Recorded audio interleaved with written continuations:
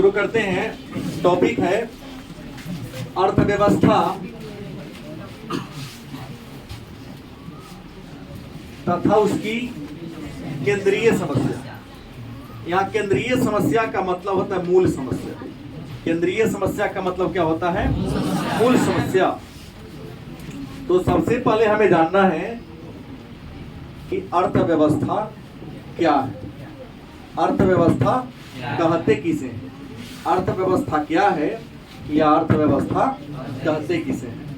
तो इसका सीधा सा परिभाषा होगा कि किसी भी देश में वहाँ के निवासियों के द्वारा अपने जीविकोपार्जन के लिए बहुत सारे क्रियाकलाप को किया जाता है, बहुत सारे कार्यों को किया जाता है।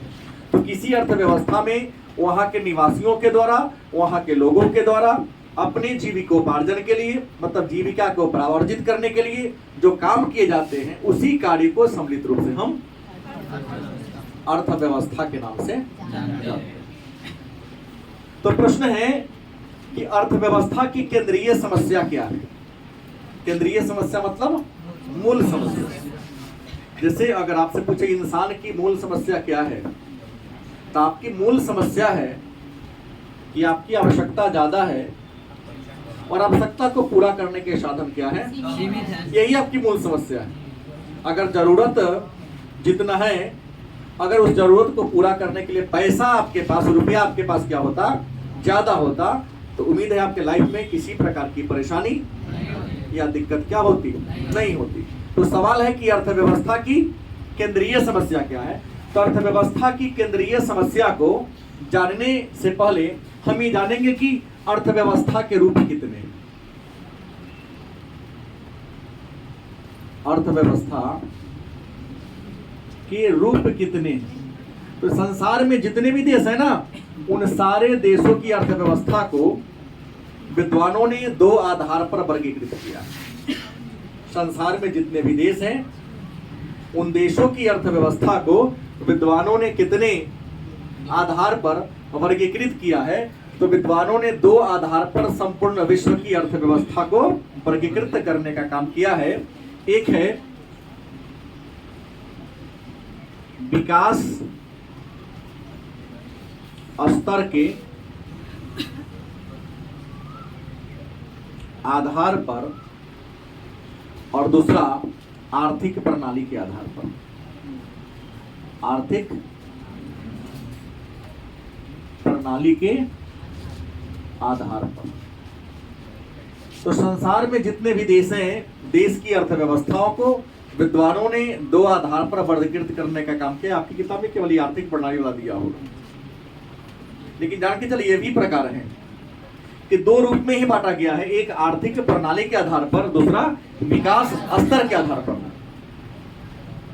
विकास स्तर मतलब किस लेवल में वो, किस गति से वो आगे बढ़ रहा है, और आर्थिक प्रणाली में कौन काम को कर रहा है। आर्थिक प्रणाली कहने का सेंस है कि वहां के निवासियों के द्वारा अपने जीविकोपार्जन के लिए कौन कौन काम किया जा रहा है। और विकास स्तर का मतलब हो गया कि इस दर से उसके देश के विकास का दर क्या है, प्रति व्यक्ति आय क्या है। तो आर्थिक प्रणाली के आधार पर पुनः अर्थव्यवस्था को विद्वानों ने तीन वर्ग में बांट दिया। पहला नाम दिया पूंजीवादी, दूसरा समाजवादी और तीसरा नाम दिया मिश्रित। मतलब आर्थिक प्रणाली के आधार पर संसार की जो अर्थव्यवस्था है, इसे कितने भागों में बांटा गया? पहला कौन है? जानते हैं कि पूंजीवादी अर्थव्यवस्था को हम बाजार अर्थव्यवस्था भी कहते हैं। क्या कहते हैं? समाजवादी को सर साम्यवादी ना, हाँ बोल सकते, वैज्ञानिक नाम इसका है। और समाजवादी को नियंत्रित अर्थव्यवस्था कहते हैं। गलती की सही? नियंत्रित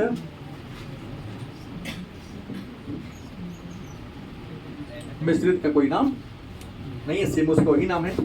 और विकास के स्तर के आधार पर पहले तो तीन भाग इसका भी था, लेकिन एक भाग को हटा डिसाइड कर दिया गया है। जैसे पॉलिटिकल में पढ़ाऊंगा कि 1956 के राज्य पुनर्गठन अधिनियम के द्वारा राज्य का जो वर्गीकरण था ना, ए वर्ग के राज्य, बी वर्ग के राज्य, सी वर्ग के राज्य और डी वर्ग के राज्य, तो बी सी डी को खत्म कर दिया गया।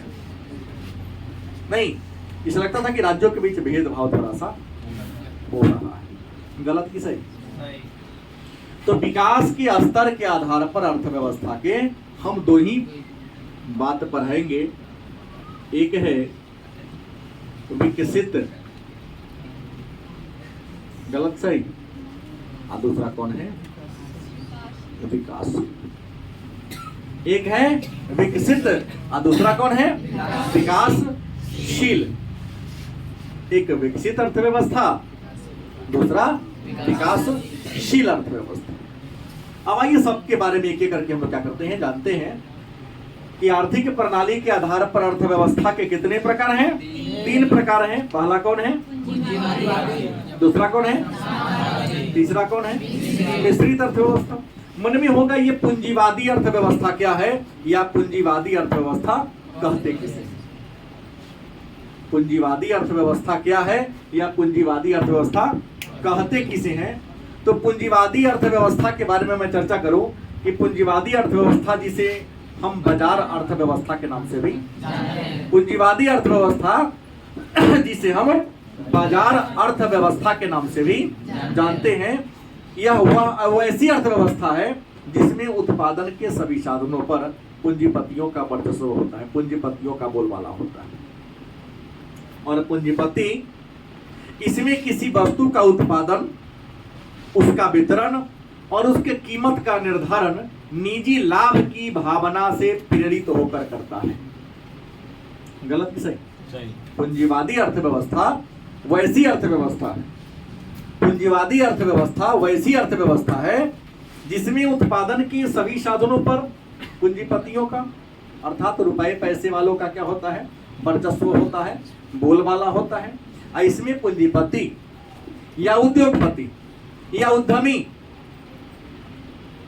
किसी वस्तु का उत्पादन, उसके कीमत का निर्धारण लाभ की भावना से प्रेरित होकर करती है। इसमें जनता के हित पर कोई ध्यान नहीं दिया जाता है, क्योंकि इसमें हर काम बाजार में तय होता है, बाजार की शक्तियों के द्वारा तय होता है, और बाजार की शक्ति का मतलब मांग और पूर्ति के द्वारा।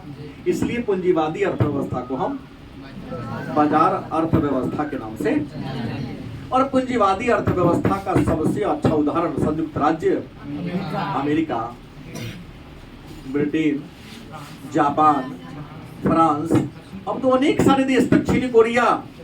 गलत सही? अच्छा, भारत पूंजीवाद की ओर तो शुरू से बढ़ गया। चीन भी जो साम्यवादी को अपनाया 1957 में, ग्रेट लैक पॉलिसी अपना करके महान छलांग नीति अपनाया और पूंजीवाद की ओर बढ़ चला। अगर चीन पूंजीवाद की ओर नहीं बढ़ता तो आज चीन की स्थिति ये नहीं होती। अब देख लीजिए, दुनिया में जितने भी विकसित देश हैं सब पूंजीवाद को अपनाया हुआ है। गलत सही? सर रूस में अभी क्या है? रूस में साम्यवादी समाजवादी, लेकिन वही पूंजीवाद की ओर बढ़ चला। मिश्रित कह सकते हैं, लेकिन वो साम्यवादी का उदाहरण है, उसको देंगे। तो पूंजीवाद की परिभाषा हो गई। अब समाजवाद या साम्यवाद क्या है? यह प्रश्न घुमाएगा कि नियंत्रित अर्थव्यवस्था किसे कहते हैं। तो समाजवादी अर्थव्यवस्था जिसे हम नियंत्रित अर्थव्यवस्था के नाम से भी, इसमें उत्पादन के सभी साधनों पर सरकार का मतलब समाज का नियंत्रण होता है।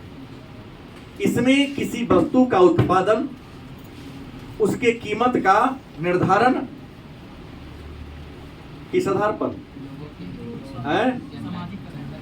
जनता के हितों को, जनता के जरूरतों को ध्यान में रखकर किया जाता है।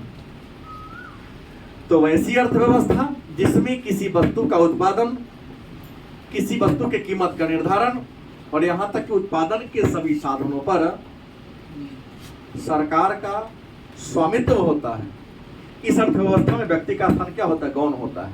जो काम करेगी सरकार करेगी, व्यक्ति कुछ नहीं कर पाएगा, व्यक्ति केवल काम करेगा। तो ऐसी अर्थव्यवस्था को समाजवादी, क्योंकि सरकार इस पर कंट्रोल रखती है। गलती की सही? इसलिए इसको नियंत्रित अर्थव्यवस्था के नाम से भी नाम लोगे। रूस, चीन, नाम तो ले सकते हैं, उत्तर कोरिया, अब है मिश्रित अर्थव्यवस्था। मिश्रित का मतलब होता है मिला जुला। मिश्रित का मतलब क्या होता है? मिश्रित अर्थव्यवस्था कहते किसे? तो मिश्रित अर्थव्यवस्था उस अर्थव्यवस्था को कहते हैं जिसमें पूंजीवादी और समाजवादी दोनों के गुण मौजूद होते हैं। गलती सही? वो अर्थव्यवस्था जिसमें पूंजीवाद और समाजवाद दोनों का गुण देखने को मिलता है, उस अर्थव्यवस्था को हम मिश्रित अर्थव्यवस्था के नाम से जानते हैं। कुछ विद्वान इसे पूंजीवाद और समाजवाद के बीच का चौराहा या बीच का रास्ता के नाम से बुलाता है। गलत या सही? इसके अलावा इसका एक और नाम है, सॉरी, इसकी और परिभाषा दे सकता हूं कि मिश्रित अर्थव्यवस्था में उत्पादन के सभी साधनों पर सरकार और पूंजीपति दोनों का वर्चस्व होता है। लेकिन एक बात होता है, पूंजीपति भी वस्तु का निर्धारण सरकार के गाइडलाइन के अनुसार ही करता है।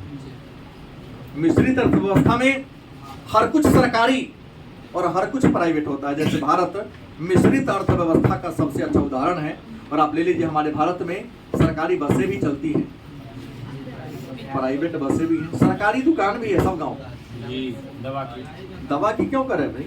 राशन की दुकान सब गाँव। और हर शहर में सरकारी दवा के दुकान, प्रधानमंत्री जन औषधि योजना, जन औषधि औषधालय है ना, जब बहुत ही कम कीमत पर, उचित मूल्य पर और अच्छी से अच्छी दवा, नाम अलग होगा, कंपोजिशन सेम होगा।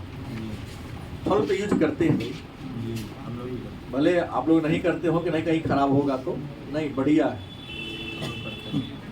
वहाँ लाइन लगी रहती है, भीड़ बढ़ रहा है सर। हाँ, भीड़ बढ़ रहा है, लोगों की जानकारी नहीं तो कहीं डुप्लीकेट हो तो तब नहीं, अच्छी अच्छी दवा आती है और हर प्रकार के दवाएं वहाँ क्या है मौजूद है।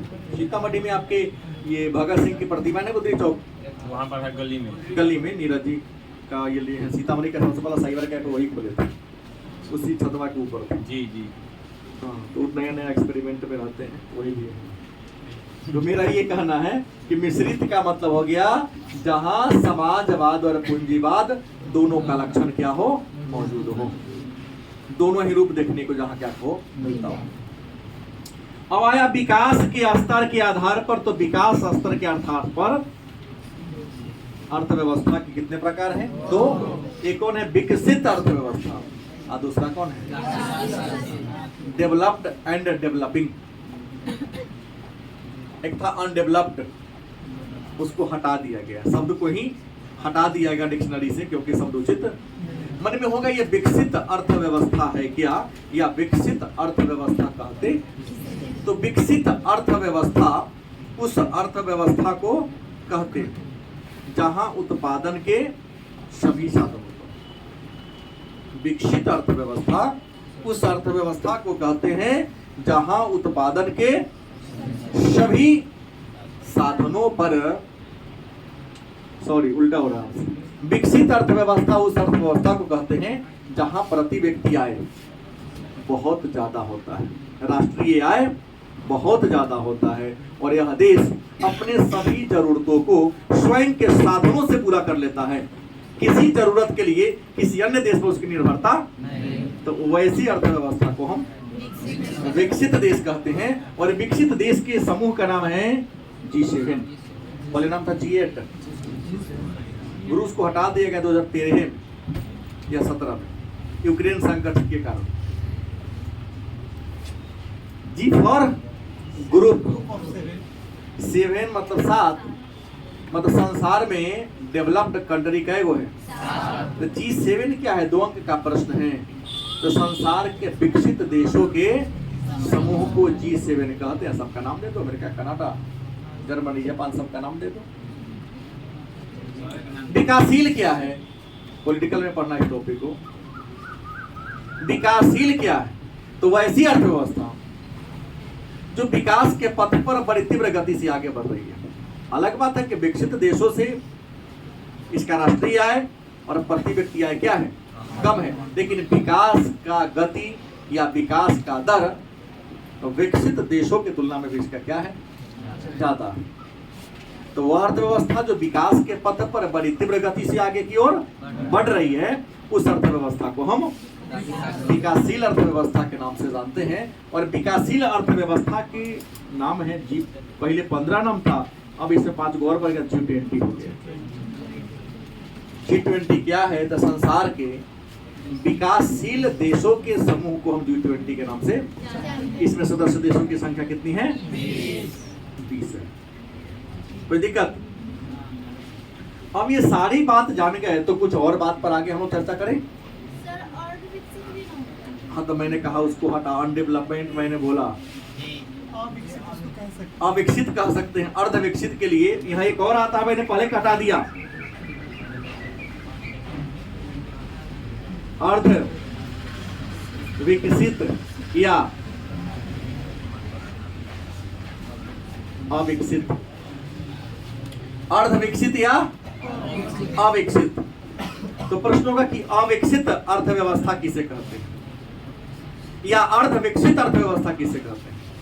तो अविकसित या अर्ध विकसित अर्थव्यवस्था उस अर्थव्यवस्था को कहते हैं जहां प्रति व्यक्ति आय बहुत कम होता है, राष्ट्रीय आय बहुत कम होता है, प्राकृतिक संसाधन के होते हुए भी टेक्नोलॉजी के अभाव में वो अपने संसाधनों का दोहन नहीं कर पाता है। तो ऐसी अर्थव्यवस्था को हम अविकसित या अर्ध विकसित कहेंगे। और एक वजह जो चर्चा आई है तो बता दूं, अर्ध विकसित देशों के समूह का नाम है G77। हाँ, 77 देश इसमें शामिल हैं। अविकसित देशों के समूह का नाम है G77। बोलो, इस बैच में पढ़ते हो? सुबह को ना बैच में एडमिशन हो चुका है? हाँ, तो आज बच्चों मैं नहीं पहचान रहा हूँ, तब कहते इसी बैच में पढ़ते हैं। बैठ जाओ, नीचे आके बैठो या ऊपर बैठो, बाद में बात करता हूँ। अब सवाल है, अर्ध विकसित भी जान गए, विकसित भी जान गए, विकासशील भी जान गए, और आर्थिक क्रिया का प्रणाली के आधार पर अर्थव्यवस्था के 3 प्रकार, इस बात को भी आप लोगों ने क्या कर लिया? जान लिया।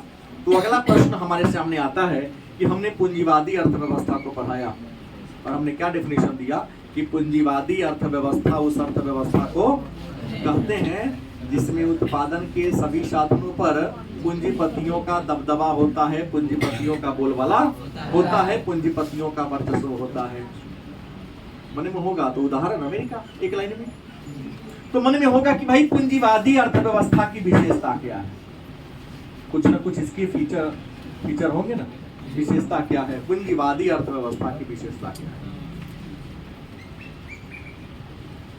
हर अर्थव्यवस्था का, हर इकोनॉमी का कुछ मेरिट एंड डिमेरिट होता है। तो इसका क्या मेरिट है? पूंजीवादी अर्थव्यवस्था की विशेषता क्या है? तो परिभाषा बोला, उससे पहला लेता निजी संपत्ति। पूंजीवादी अर्थव्यवस्था में जो ही पूंजी है उसका मालिक खुद आप है। मन होगा तो पूंजी सरकार को दीजिए या मन ना होगा तो ना दीजिए। अमेरिका में एक बस्ती घर है, छोटा सा, बड़ी गरीब आदमी के घर है, सरकार वह हाईवे बना रही थी, बीच चौराहे पर, मैंने समाचार में सुना था, कहा कि हमारी प्रॉपर्टी मैं नहीं दूंगा, टर्न करके सरकार को बनाना पड़ेगा, ना दिया तो ना दिया, क्योंकि निजी संपत्ति मन होगा तब तो देंगे, वही पर। और भारत में भी संपत्ति का अधिकार अब कानूनी अधिकार हो गया, तो मौलिक अधिकार था 1978 तक, तो जिसको मन होता सरकार को देता, मन ना होता तो नहीं देता। सरकार इसी सब को देखते हुए अमेरिका वाला मुद्दा सबको देख लिया, वहाँ ऐसा रहता हमारे यहाँ और पढ़ा लिखल जाहिल सब है, और नहीं देगा नहीं, तो मौलिक के अधिकार से हटा के उसको बना दिया कानूनी अधिकार। संपत्ति आपकी है, लेकिन कानून को, सरकार को, शासन को इसकी जरूरत होगी तो उचित मुआवजा देकर आपसे क्या करेगी? वापस लेगी। तो पहली विशेषता की संपत्ति क्या होती है? निजी होती है।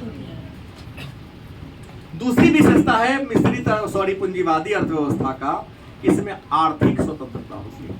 हमने क्या कहा? पहली विशेषता क्या कहा? इसका निजी संपत्ति होता है। गलती सही? उसके बाद हमने क्या कहा? इसमें आर्थिक स्वतंत्रता होती है। आर्थिक स्वतंत्रता, पैसा तो और है, तुमको जो काम करना है खोल के लगाओ ना। आप गुटखा का कंपनी बनाओ, सिगरेट का कंपनी बनाओ, या शराब का फैक्ट्री खोलो, सरकार टांग नहीं आने देगी। लाइसेंस लेना है, कुछ लेना है, भाई सरकार का काम है बनियाई करना। नहीं, जिस देश में सरकार बनियाई करती है उस देश कभी आगे नहीं बढ़ता है। उदाहरण इसके बहुत सारे। सही नहीं बोल रहा हूँ? और दुनिया में वही देश अमीर है जहां सरकार शासन करती है, व्यापार नहीं करती है। क्योंकि सरकार व्यापार करेगी तो सरकार को जनता के हित को ध्यान रखना पड़ेगा, और जब बिजनेसमैन जनता को हित को ध्यान रखेगा उसका बिजनेस नहीं चलेगा, वो हमेशा घाटे में जाएगा। तो अपना आप लोग आरोप लगाते तो नरेंद्र मोदी क्या किया? नेहरू ने लगाई बेचा। पूछने वाले को यह दिमाग में नहीं कि मनमोहन सिंह ने व्यवस्था को शुरू किया। किसी पर एक उंगली उठाओ तो देखो 3 उंगली 4 उंगली तुम्हारे पीछे है। अगर मनमोहन सिंह को हम लोग धन्यवाद देते हैं कि 91 में उन्होंने न्यू इकोनॉमिक पॉलिसी को अपनाया। कांग्रेस की सरकार, फाइनेंस मिनिस्टर थे वो, कहा कि कब तक खैरात खिलाते रहोगे? बापो अपना बेटा का 18 से 20 साल की वैसे घंटी बांध दिया, झुंडा झुला तू अपने, कमाओ खाओ उसको भी खिलाओ। आज 1947 में आजाद हुआ, 91 तक पूंजीपतियों का नाफा हुआ तो अपना घर में रख लिया, घाटा हुआ तो सरकार को दिखा दिया भाई हमको घाटा होगा भरपाई कीजिए, क्योंकि आपके कहने पर हम दाम कम करके बेचे थे। नहीं, निजीकरण की प्रक्रिया तो कांग्रेस की सरकार ने शुरू किया। समाचार पत्र कम था, अखबार कम था, लोगों के हाथ में सूचना प्रौद्योगिकी के साधन नहीं थे तो लोग नहीं जाना। आज तो हर काम सरकार ऑनलाइन इंटरनेट में डाल देती है। कहते सरकार तो सब बेच रहा है। सरकार बेची तो खरीदा कौन है? तुम खरीदे हो। गिनाओ ना 4 आदमी के नाम जो रेलवे खरीद लिया हो। तो उसका शेयर दिया जाता है, विनिवेश किया जाता है, ना कि बेचा जाता है, ताकि प्राइवेट के हाथ में सौंप दिया जाएगा तो घाटे में जाने वाली कंपनी फायदे में चलने लगेगी। और लोग यहाँ होता कुछ तरीका है, दिखाता ज्यादा हुआ जाता, कहता कि बेच लिया। हमने कई लोगों से प्रश्न किया, उदाहरण तो 4 गो। रेलवे को कौन खरीदा है, उसका मालिक किसके हाथ में गया है? अब बिजली डिपार्टमेंट को कौन खरीदा? ही खरीदा नहीं है। बिजली का बिल वसूलने के लिए प्राइवेट कंपनी को दिया गया, बिजली भी सरकारी है, और उसको कह दिया महीना तो देवे करेंगे 15,000 के, ये ज्यादा बिल जमा कराओ कमिश्नर तो राहत देंगे। तो पहले सरकारी कर्मचारी सब जमा करते कोनो बात। यहाँ तक महीना नहीं दे सरकार, और ऊपर से जितना हम जमा करवाएंगे ज्यादा ना तो हमारा ऊपर 1-8% कमीशन मिलेगा। तो घरे घरे घूमता है, बिकने को देता है, और सर हम लाइन काट देंगे ना जमा कीजिएगा तो। लोग कहता पता नहीं प्राइवेट हो गए, लोग लाइन तक काट देता है, रसीवर काट देता है, पावर उसको है, दौड़े जाके जमा कर देता है। बिहार में प्रतिदिन 1.5 करोड़ बिजली घाटा होता था, अब नफा में जा रहा है। 1.5 करोड़ डेली घाटा होता था बिहार सरकार को, महीना में 45 करोड़ का घाटा। सोच लो कितना लोग नहीं देता था। दिन में उतारिए, रात में टोका फंसा दिया। क्या सुधा, तुम्हारे मोहल्ला में काम ज्यादा होता था? अब वही होता है ना, वही होता है। अब तारे कड़िया का हो गया। पहले था नंगा था, लोग फंसा देता था। हम लोग न्यू है वहाँ पे, अभी तो नहीं देखे। अच्छा, तुम लोग पढ़ा लिखा लोग है, लेकिन सही में ज्यादा इतना ना घन बस्ती है कि खोजने वाले को भी नहीं मिल पाता था कि कौन मोहल्ला में कौन करता है, पता नहीं चलता। जाएगा तो अपन काट के पकड़े किसको, पकड़े किसको, सबको पकड़ना होगा। संजोग से उसके पास गया जिसके पास सही में बीटर था। सरकार ने कहा हर पोल पर लगा देंगे वो बक्सा, जो में 10 को 12 को जोड़े। हाँ, घनी बस्ती में कहीं कहीं बचा हुआ है। कह रही है तो आर्थिक स्वतंत्रता होती है। तीसरा होता है कि राज्य का हस्तक्षेप नहीं होता है। पूंजीवादी अर्थव्यवस्था की तीसरी खासियत है, इसमें राज्य सरकार किसी प्रकार का हस्तक्षेप नहीं करती है, मतलब यहाँ व्यापार मुक्त होता है। आयात और निर्यात पर बाजार अर्थव्यवस्था में कोई प्रतिबंध। अब हमको लगता है कुछ बच्चे आयात और निर्यात का मतलब नहीं जान रहे। किसी दूसरे देश से वस्तु को मंगाना आयात कहलाता है, और अपने देश की वस्तु को विदेशों में भेजना क्या कहलाता है? हमारे देश में आयात और निर्यात कोई कोटा फिक्स है कि इतना ही मात्रा में निर्यात करना, इतना ही मात्रा में क्या करना है। लेकिन पूंजीवादी देशों में तुमको जितना है कर लो। जैसे टेस्ला इंडिया में अपना कारखाना लगाने वाला, चीन में लगने वाला था, वहां से हटा लिया, कुछ गड़बड़ी किया। हमने कल समाचार में सुना। हाँ, तो हम क्यों छोड़ेंगे भाई? सही बात है, जब उससे हमको कोई फायदे नहीं है तो लगाओगे चीन में कारखाना और कार बेचोगे इंडिया में, तो हम 100% टैक्स लेंगे। हम सीमा शुल्क बढ़ा देंगे, सीधा सीमा शुल्क क्या करेंगे, हम बढ़ा देंगे। सीमा शुल्क बढ़ाएंगे तो जो सामान 70 रुपये में था 70,000 में बिकेगा 100% का। बहुत कम बिकेगा भारत में। बिकने नहीं करेगा, हमारे इंडिया का तो बिकेगा, टाटा मोटर्स बिकेगा, महिंद्रा बिकेगा। हाँ, टेस्ला तो बिना ड्राइवर के कार है। टेस्ला वह कार है जो बिना ड्राइवर के चलता है, एआई पर चलता है। है? हाँ, एलन मस्क उसके शायद मालिक है। हाँ, अब हुआ तो समझौता किया भारत सरकार से कि ना अब इंडिया में लाएंगे, जमीन हो के 1000 बीघा के नू व्यवस्था कराइए, मैं इंडिया में लगाऊंगा। अब उतनी बड़ी कंपनी आएगी तो कम से कम 50-60 हजार लोगों को रोजगार तो मिलेगा ना। इंजीनियर को, हर क्षेत्र के लोगों को रोजगार मिलेगा। जब इतना लोगों को रोजगार मिलेगा तो फायदा होगा ना, बेरोजगारी घटेगी। तब टैक्स कंपनी पर कम लगाएंगे, लोगों को रोजगार मिलेगा तब पैसा आएगा तो ओकरा पर टैक्स लगा देंगे। बात तो हमको ज्यादा आए करेगा, रोजगार बढ़ेगा। बेरोजगारी समाज में कई प्रकार की समस्याओं को जन्म देती है। कराइए तो यहाँ आर्थिक स्वतंत्रता होती है, अब प्रतियोगिता ज्यादा होता है।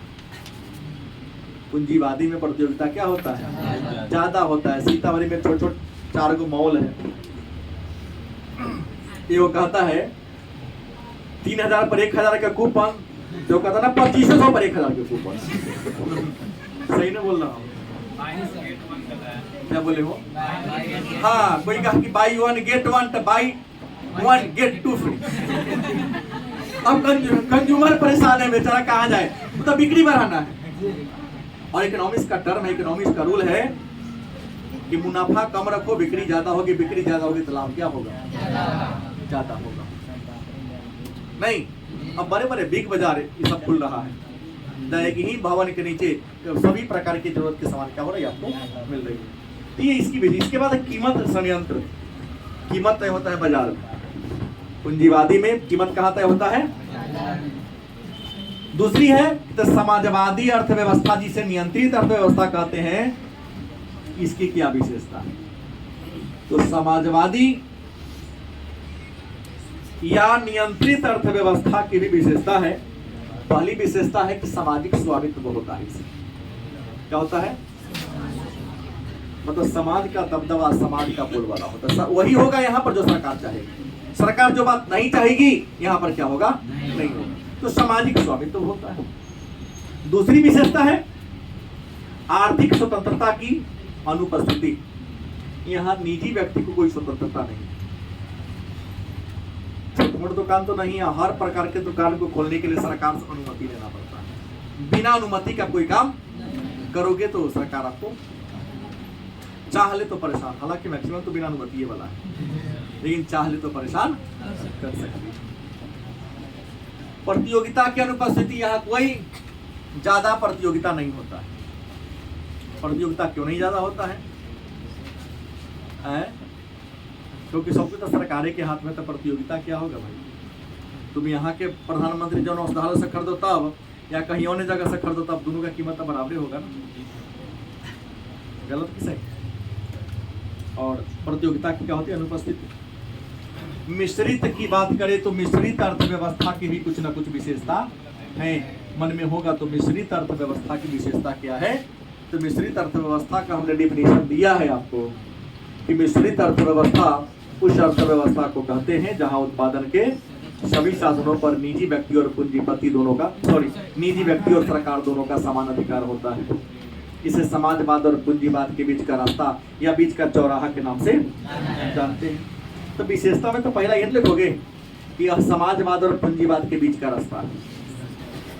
यहाँ पर आर्थिक स्वतंत्रता होती है सीमित मात्रा में, तुरंत नहीं होती, सीमित मात्रा में होती है। तीसरी कीमत प्रणाली, या कीमत प्रणाली का मतलब होता है इसमें कीमत का निर्धारण आर्थिक लाभ को ध्यान में रखकर करते हैं, लेकिन लाभ इतना ज्यादा नहीं कि जनता को आप नोच दे। यहाँ प्रतियोगिता होती है, सीमित मात्रा में होती है। उदाहरण के लिए मैं दे दूं, अगर आपके पापा जी भारतीय स्टेट बैंक में खाता खोले हैं तो वहां ब्याज का दर होगा 3.5। मान लो तो बैंक ऑफ बड़ौदा में होगा ब्याज का दर 3.51।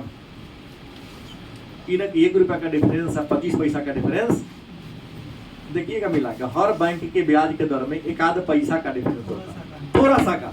तो प्रतियोगिता यहाँ है लेकिन सीमित मात्रा में। ज्यादा मात्रा में नहीं। तो ये हमने 3 बता दिया, समाजवाद, पूंजीवाद, मिश्रित, विकसित और विकासशील। लेकिन अब हमें जानना है कि अर्थव्यवस्था और उसकी केंद्रीय समस्या। तो केंद्रीय समस्या को आगे बढ़ाना उचित नहीं, एक बहुत बड़ा अपने खुद का टॉपिक है कि अर्थव्यवस्था की केंद्रीय समस्या। हालांकि भी आपके टॉपिक है, किताब पढ़ोगे तो सब मिलेगा क्या। और यहां से प्रश्न प्रतिवर्ष 2-4 नंबर का आता ही है।